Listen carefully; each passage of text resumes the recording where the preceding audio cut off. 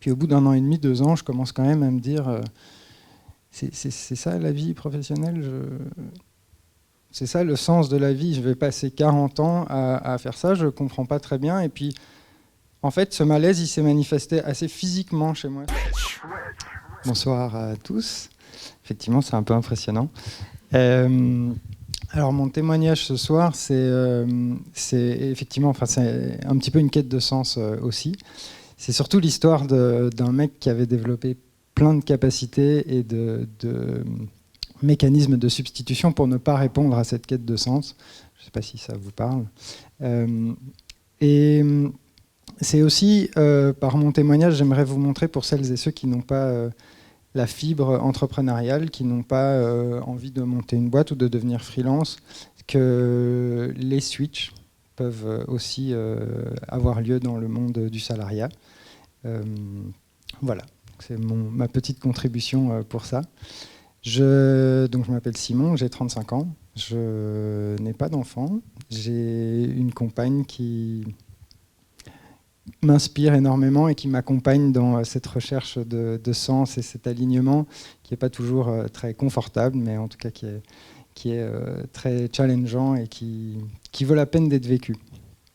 Avant de vous raconter un petit peu mon parcours, moi j'avais envie de terminer un peu par la fin, juste là où j'en suis maintenant, parce que pour la première fois depuis extrêmement longtemps, je me sens là où je dois être.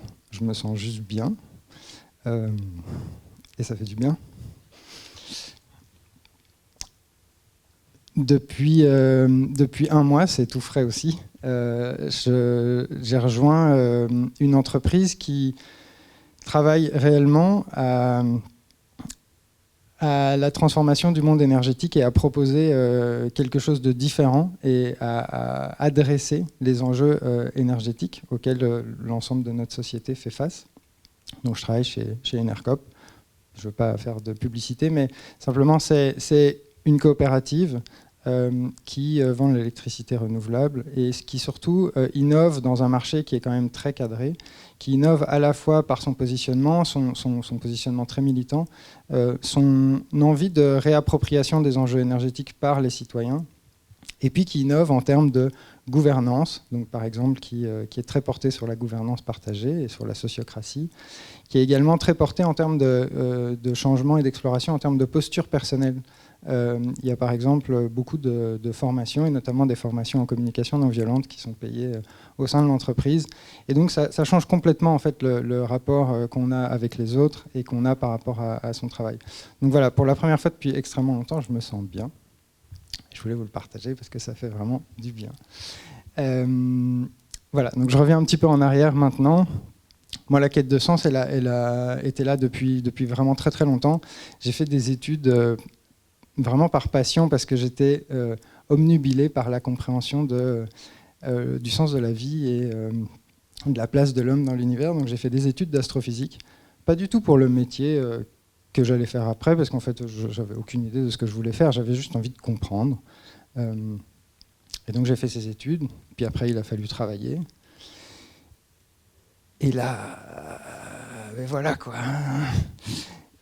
Et là, il y a les petites voix qui vous veulent du bien, vous savez, c'est qui savent, et qui m'ont suggéré mais t'adores apprendre plein de trucs, va dans le conseil. Là, justement, c'est hyper challengeant, tu vas pouvoir apprendre plein de choses différentes.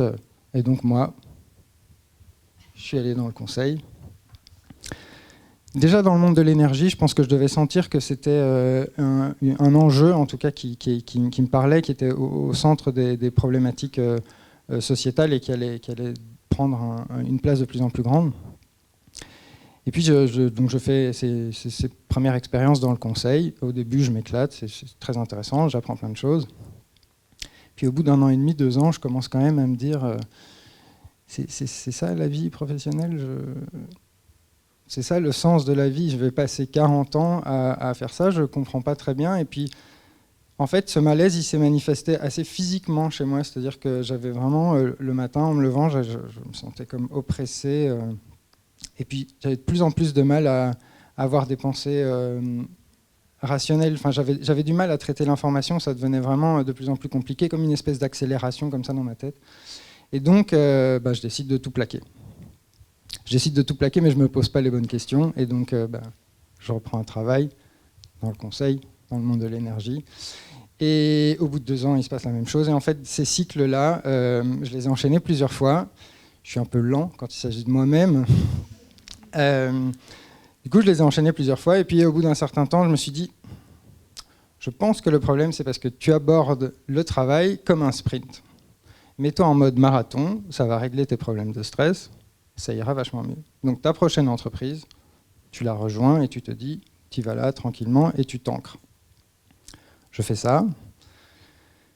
Au bout de 2 ans, les mêmes questions, les mêmes sentiments d'oppression. Sauf que là, grande première, je ne quitte pas tout, je change de poste. Bon, au bout de 2 ans, revient la même chose. Et donc là, je me fais un cadeau immense. Et je m'offre 6 semaines à faire le bilan. Et ces 6 semaines, pour moi, ont été vraiment déterminantes. Pas parce que j'ai appris des choses sur moi que je ne savais pas, mais simplement parce que je les ai posées de manière structurée, de manière rationnelle. Je les ai écrites, je les ai communiquées à d'autres personnes qui m'ont effectivement restitué ce qui était important pour moi. Et en fait, suite à ça, on ne peut pas faire semblant que ce qui est important pour moi, c'est d'apprendre plein de choses. Ben non, en fait, je m'en fous. C'est très clair. Ce qui est important pour moi, c'est d'être aligné, et c'est d'aligner à la fois les questions qui me préoccupent au quotidien et mon activité. Et donc en sortant de Switch, c'était très clair, j'avais plein d'envies, j'avais envie. Et puis le monde, il n'avait pas changé. L'offre de job parfaite, elle ne m'attendait pas dans ma boîte mail, et du coup, petit moment difficile après Switch. Et puis je me suis dit qu'il fallait quand même que je sorte de ma zone de confort. Et j'ai simplement commencé à communiquer sur quels étaient pour moi voilà, ce qui me touchait, en fait, qui j'étais, de sortir de ma zone de confort en m'exposant et en expliquant un peu tout ça. Et en fait, c'est dingue parce qu'effectivement, quand on fait ça, les miracles s'enchaînent. Très rapidement, en fait, j'ai connecté avec des personnes dans le groupe énergétique dans lequel j'étais, qui étaient tout à fait d'accord, notamment des directeurs. Et donc, premier switch, quelques mois plus tard, parce qu'en fait, on crée un poste pour que je m'occupe des enjeux de transition au sein de cette entreprise et que je crée des espaces de formation pour justement former les gens et que ça devienne vraiment un enjeu important. En parallèle de ça, on avait avec ma copine une idée complètement farfelue. Vous connaissez le site Quitter la Défense ? On avait envie de quitter la Défense et de quitter Paris. Oui.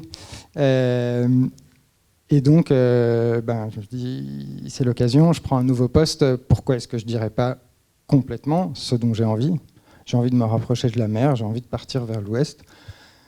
Voilà, est-ce que vous serez d'accord si je télétravaillais 2 jours et que j'allais vivre à Rennes ? Oui. D'accord, mais du coup, il va falloir que j'aille à... Ok, je vais aller à Rennes, du coup. En fait, on est parti à Rennes. Et en fait, l'autre chose sur laquelle je n'ai pas encore insisté, c'est que Switch m'avait vraiment permis de désacraliser la candidature parfaite. Cette fameuse candidature parfaite qui fait qu'on ne candidate à rien. Et donc, j'avais commencé à candidater à plein de choses et juste tester des choses ici et là et être à l'écoute en fait du marché et de ne pas rechercher vraiment quelque chose de super précis qui me correspondait exactement parce que ce job-là n'existait pas. En fait, si, je l'ai trouvé, mais je ne l'envisageais pas. Et donc, au moment, on parle de miracle, Le jour, 2 jours avant, déménager à Rennes, je tombe sur une offre d'emploi pour le poste dans lequel je suis actuellement. Évidemment, je saute dessus parce que des postes comme ça en province, ça n'existe pas, ce n'est pas possible. Et donc voilà, quoi vous dire, j'ai postulé, j'ai été pris et maintenant je m'éclate. Je me sens ultra bien, c'est ce que je vous disais au début, je me sens juste complètement aligné. Je suis aussi conscient que la vie, c'est une succession d'étapes, que je suis dans une étape, une étape où je suis bien maintenant et pas où je suis en train de construire une étape où je serai bien plus tard. Et voilà, pour moi, Switch, ça a provoqué ça et j'en suis vraiment extrêmement reconnaissant. Donc, si je dois juste vous donner 2 petits conseils, parce qu'on avait demandé de donner 2 petits conseils à la fin, c'est offrez-vous ce cadeau. Prenez ce temps structuré pour vous, parce que c'est juste incroyable ce qui peut se passer derrière. Et je terminerai peut-être par dire, faites-vous mal. Allez là où ça fait mal, parce que c'est ça qui va vous faire du bien. Une chose que je n'ai pas dite, c'est que ce nouveau poste, j'ai divisé mon salaire par 3. J'avais extrêmement peur de diminuer mon salaire un tout petit peu, parce que j'avais vraiment très peur de terminer sous les ponts. Je vais très bien, je vis très bien. Voilà, donc juste regardez vraiment ce qui vous fait peur et ce qui vous fait du mal, parce que c'est ça qui vous fera avancer. Voilà, merci beaucoup.